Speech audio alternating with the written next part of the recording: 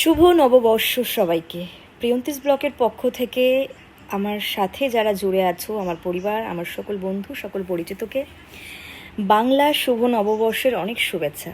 বাংলা ও বাঙালির আবেগ এই নববর্ষ, শশাঙ্ক প্রবর্তিত এই বাংলা নববর্ষ ঘিরে আছে অনেক আবেগ। যেমনি করে আমি ছোটোবেলায় বেরিয়েছি প্রভাত ফেরিতে, আজকেও আমার একটি ইনভিটেশন ছিল সকালবেলা শোভাযাত্রা করবার জন্য, যেতে পারিনি বিধায় ভিডিও বা ছবি আনতে পারিনি।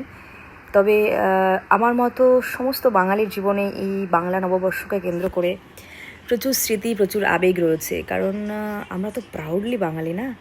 বাংলা আমাদের গর্ব, বাংলা আমাদের অহংকার, বাংলার সমস্ত অস্তিত্ব আমরা বয়ে নিয়ে বেড়াচ্ছি এবং সারা জীবন বাংলার মর্যাদা আমরা দিয়ে যাব।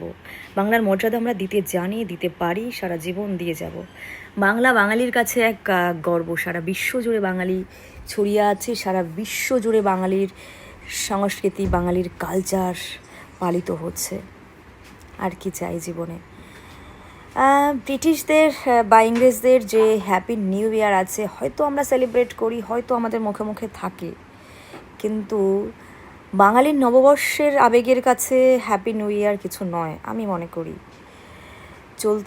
জীবন চলতে গেলে বিভিন্ন মানুষের সাথে মিশতে হয়, তাই আমরা সেই পরিস্থিতিকে মোকাবিলা করতে আমরা বিভিন্ন সময় বিভিন্ন রকম পরিবেশের মধ্যে উদযাপন করে থাকি। কিন্তু বাংলা নববর্ষ মানে হচ্ছে লাল সাদা শাড়ি, সকালবেলা সুন্দর সেজেগুজে থাকা, বছরের প্রথম দিন যে কাজ করব সারা বছর সেই কাজ খুব ভালোভাবে হবে। পান্তা ভাত, ইলিশ, বেগুন ভাজি, খিচুড়ি, কাঁচা লঙ্কা, এত রিচুয়ালস, মানে ভাবার বাইরে। মানে বাঙালি মানে হচ্ছে তার সমস্ত সংস্কৃতির একটা আলাদা রকমের ব্যাপার।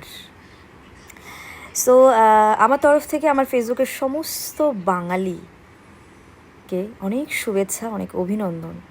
সবার খুব ভালো কাটুক, সারা বছর খুব ভালো থেকো, সুস্থ থেকো, এগিয়ে যাও এবং স্বপ্ন দেখো, স্বপ্নের উদ্দেশ্যে দৌড়াও এবং স্বপ্নকে পূরণ করো।